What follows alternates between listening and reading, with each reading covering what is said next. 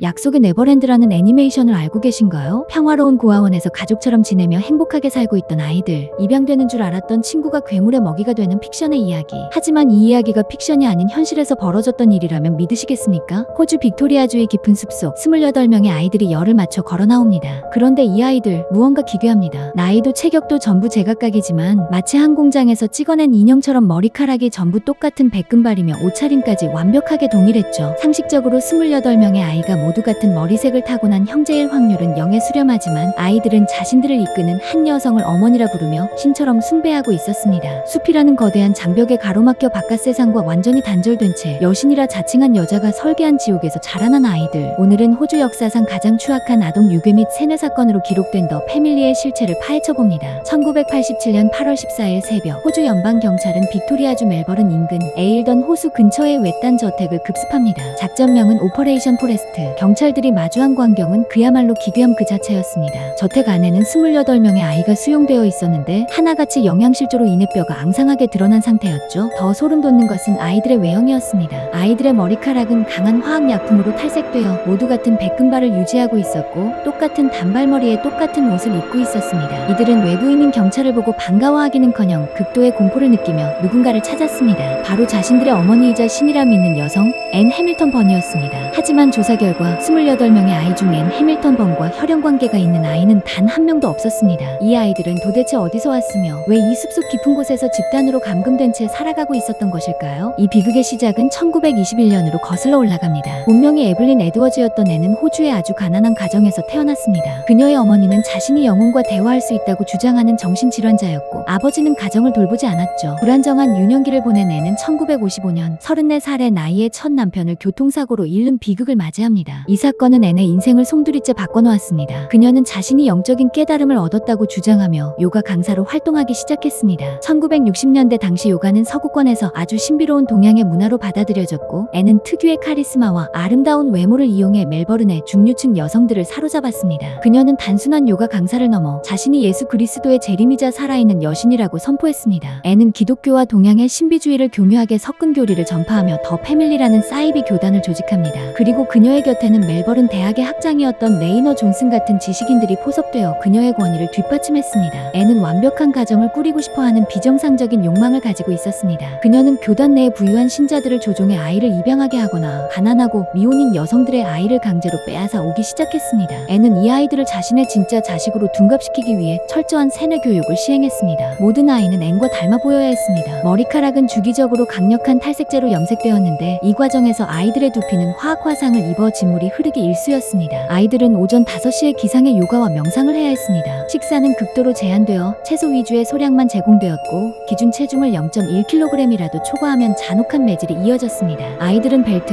나무 막대기, 심지어 뜨거운 다리미로 고문을 당했습니다. 밤에 실수를 하거나 말을 듣지 않으면 찬물이 가득 담긴 욕조의 머리를 강제로 집어넣는 물고문을 당하기도 했죠. 하지만 가장 끔찍한 것은 아이들의 정신을 무너뜨리는 방식이었습니다. 앤은 아이들이 서로 의지하지 못하도록 친구 관계를 맺는 것을 철저히 금지했습니다. 만약 친해진 기미가 보이면 1년 동안 대화를 금지하거나 서로를 감시하게 만들었습니다. 고독만이 아이들이 기댈 수 있는 유일한 감정이 되도록 설계한 것입니다. 앤의 세뇌는 단순히 폭력에만 의존하지 않았습니다. 그녀는 당시 의학적으로 엄격히 통제되던 환각제 LSD를 적극적으로 활용했습니다. 앤은 정신병원을 매수하여 다량의 LSD와 항정신성 의약품을 확보했습니다. 아이들이 14세가 되면 이시니에이션이라 불리는 통과 의례를 거쳐야 했습니다. 한 줄기 빛도 들어오지 않는 어두운 방에 아이를 가두고 고용량의 LSD를 강제로 투여했습니다. 약물로 인해 현실과 환각의 경계가 무너진 아이 앞에 하얀 옷을 입은 앤이 빛과 함께 나타납니다. 너의 몸 안에는 악마가 살고 있다. 오직 나만이 너를 구원할 수 있다. 환각 상태에서 이 말을 들은 아이들은 앤을 진짜 신으로 믿게 되었고 자신의 자아를 완전히 말살당한 채 그녀의 꼭두각시가 되었습니다. 심지어 탈퇴를 원하는 성인 신자들에게는 뇌의 일부를 파괴하는 로보토미 수술까지 자행했다는 증언이 나올 정도로 이 집단은 광기에 휩싸여 있었습니다. 지옥 같은 생활 속에서도 본능적인 갈망은 억누를 수 없었습니다. 17세가 된 사라는 리안이라는 소녀와 함께 목숨을 건 탈출을 계획합니다.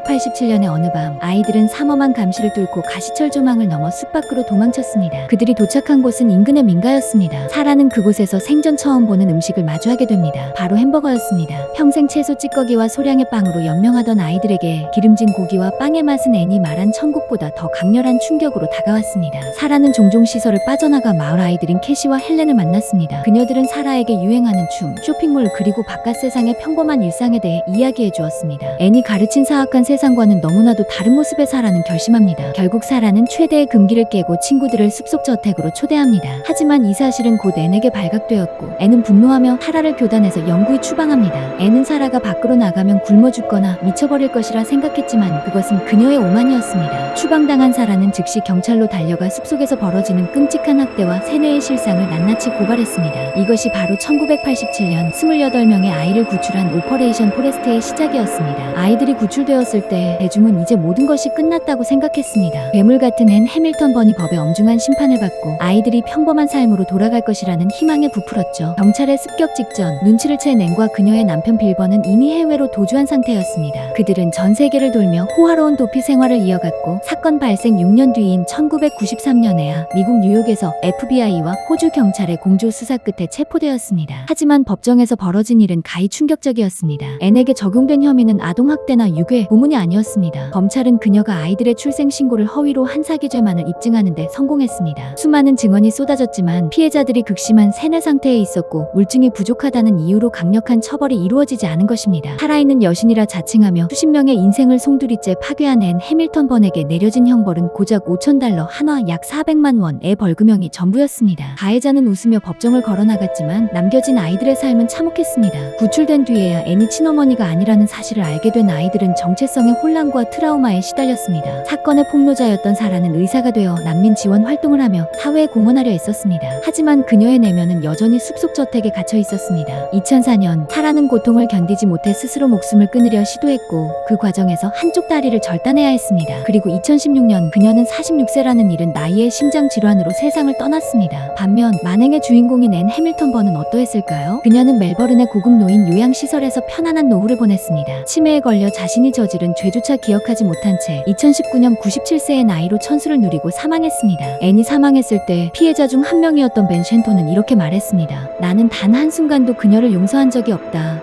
그녀를 용서해준 것은 대체 누구인가?